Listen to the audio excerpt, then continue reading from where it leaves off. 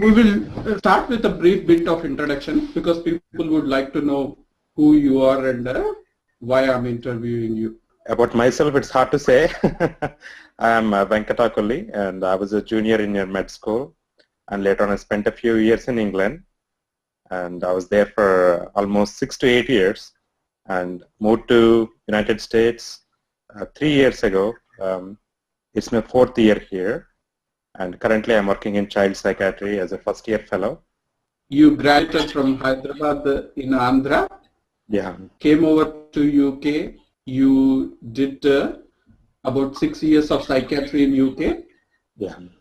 And then you have finished your basic psychiatry training in USA, and you are doing a fellowship in child and adolescent mental health. That is correct, Raghu. And in the meantime, I finished my MRC Psych there, got my degrees as I go along, and so hoping to pursue more here in the States too. So you have a MRC Psych, which is a degree from UK, and you will in another 1 year get your MD in USA? It's called the board certification, Raghu. So in another 1 year, I'll be eligible to write that exam, and in another couple of years, I should be able to take the child psychiatry boards. You are already qualified in UK, and you are now qualifying in America. So you have experience in 3 healthcare systems: India, America, as well as UK. Yeah, good fortune. I have seen 3 things in 3 different angles. Yes. Okay. Welcome, Venkat. Today you are here as a child and adolescent psychiatric specialist. Thank you for sparing some time to come and talk to our people so that we can get some awareness going on to the people. Okay? My pleasure. Thank you. Venkat, first of all, we will start off by you giving a bit of a introduction on the topic that you have chosen. So today I think I thought we will talk about ADHD, attention deficit hyperactivity disorder. The reason I chose this topic was because looking back at my school days in India, there used to be, I think, at least 5 or 6 kids that I know who went to school with, when I look back, suffer from this condition. During, I think, my years in the UK, I think there has been a certain transformation in the treatment of this disorder, and which is continuing to evolve. We are knowing more and more about this. The recognition is fairly modern, and the treatment is evolving. So what it mainly does is this disorder is one of the very few disorders that presents very early. Often I think we notice kids having these problems as early as 2 to 3 years age. And there are several facets to this. One is inattention, one is hyperactivity, the other is impulsivity. Once I think we identify these children and we treat them appropriately, we are going to change their course completely. They are going to do better in school. Hopefully, I think they will learn all the skills during this childhood and they'll do better in life. So that is one reason I'm a bit more passionate about this disorder. The reason why you chose ADHD or attention deficit hyperactivity disorder as a topic for this talk is because you saw the evolving treatment programs, India, UK, USA, and you think that if these children with this kind of a problem are identified early, we should be able to make them as equal to other normal children without any problem in their ability to progress in the academic life, in their ability to progress in their social life. That's what you are saying. Am I right? That's absolutely right, Raghu. And with regards to ADHD, it is a fairly common disorder. Most prevalence studies would talk about them being as common as 3 to 7%. So which means out of very 100 children I'm seeing in a school setting in India, at least 3 will have ADHD. So if they are treated appropriately, then it's going to change their outcome. So it is a very widely prevalent disorder. Yeah. 3% is about 3 times more than the 1% that we talk about for schizophrenia. And B, you also say that we do have a treatment and therapy that will help these people or these children achieve their best. So let's talk about ADHD today. Can you, from your Indian experience or your childhood experience, not just as a doctor, okay? You said you can now think retrospectively that 3 or 4 of your friends or classmates or other schoolmates might have had ADHD. Can you briefly and in simple language tell us about what you saw as a child when you look back, those children presenting? What were they doing that you now think that they might have had ADHD? Some of my classmates, what they would do in the class is they daydream. They dream about things a lot. They are not focusing on the class. Their mind is elsewhere. And that's been going on, I think, since they were in LKG, UKG years. So that is one reason I think they cannot take these things back. When we talk about them, when a teacher asks them what is going on, they are the kids who will look very confused. They don't understand what is going on, what the math is about, what is the problem teacher is talking. And they look out of the window, the trees, something is going on, the bird interests them. That is one very common thing that I noticed in my class. And they're usually forgetful. And often I think they are the people who come with a new pencil every day because they lost the pencil from the day before. And they lost the eraser too. You wouldn't believe it, Raghu. That was the day I think we always used to travel quite a bit on school buses. Cars and those automobiles were not affordable.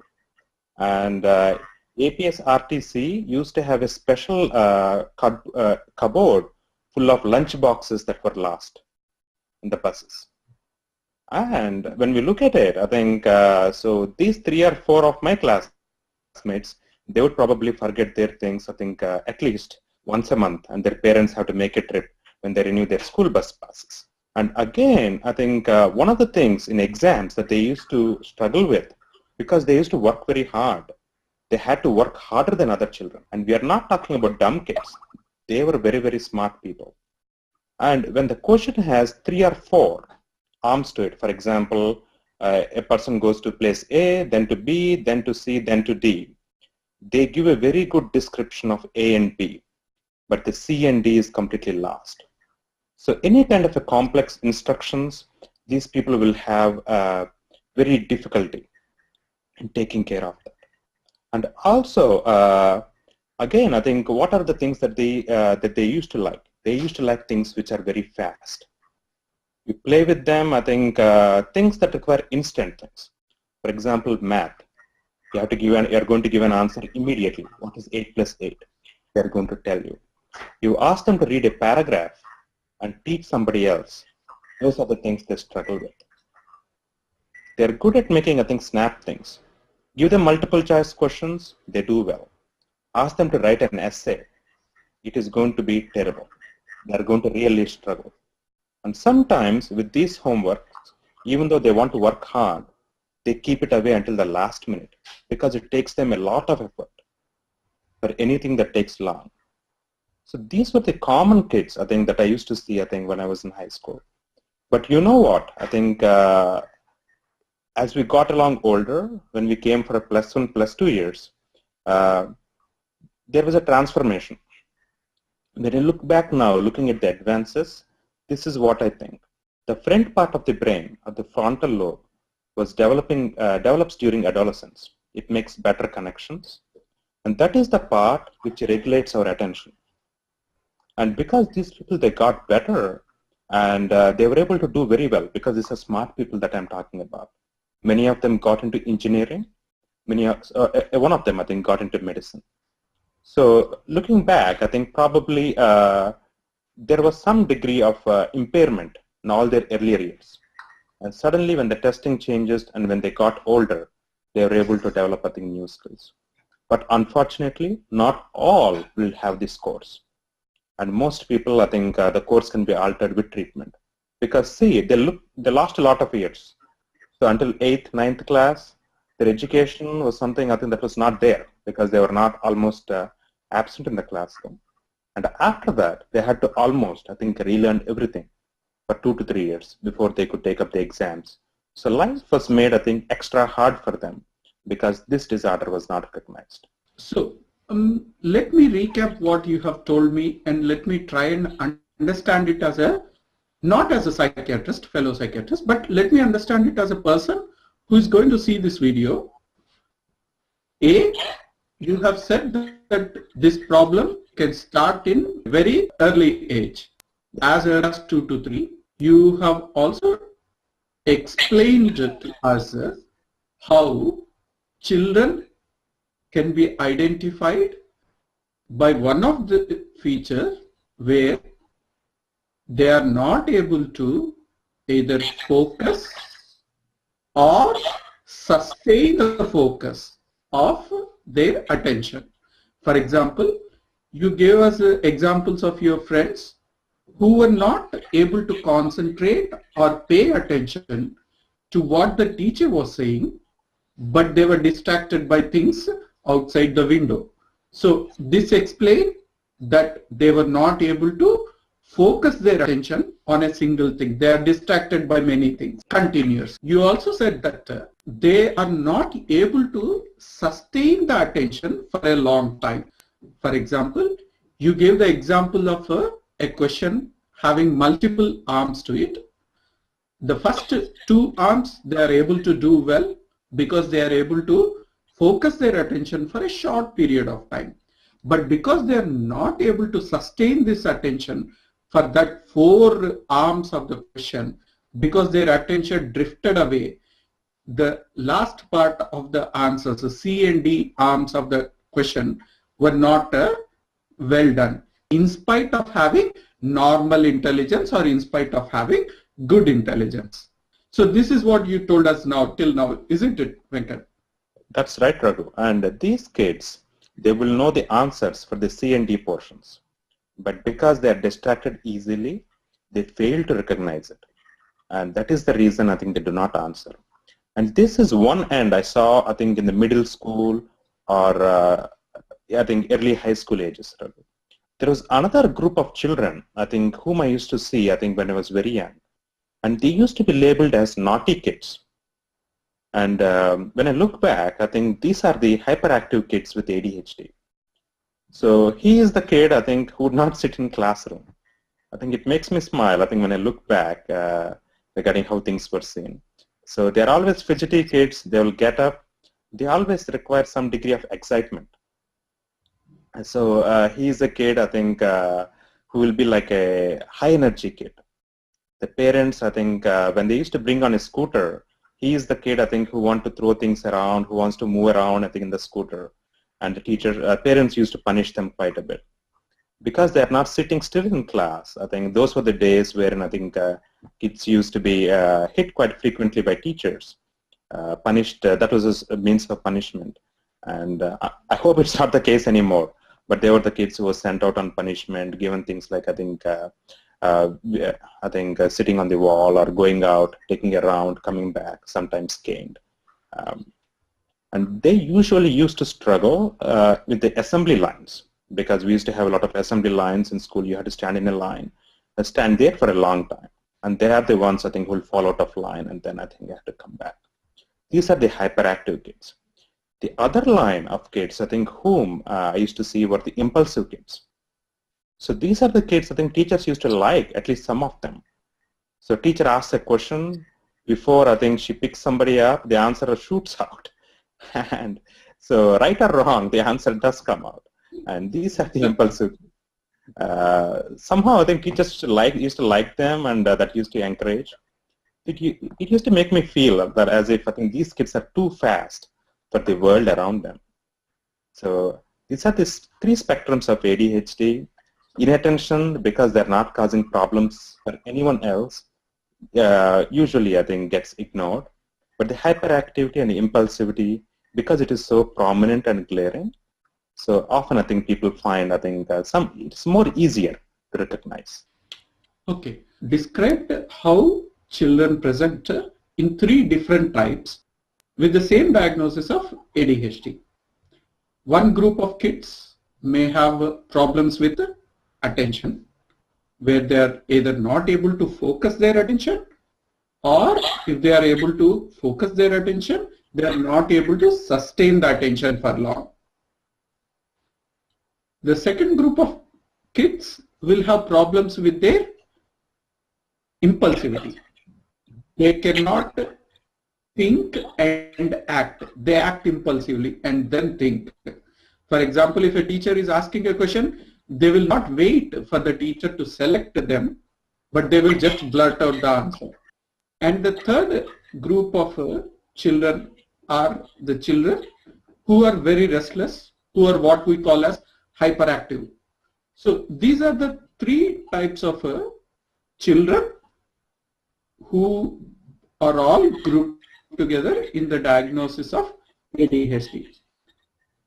Okay, now that we have got the presentation or how the children present with this problem, I'm quite happy that we are today talking about something which you have already said carries a good prognosis. That is, if they are treated well, if they are treated properly, they can be as normal as other children without any problem, and they can achieve even MBBS or engineering degrees.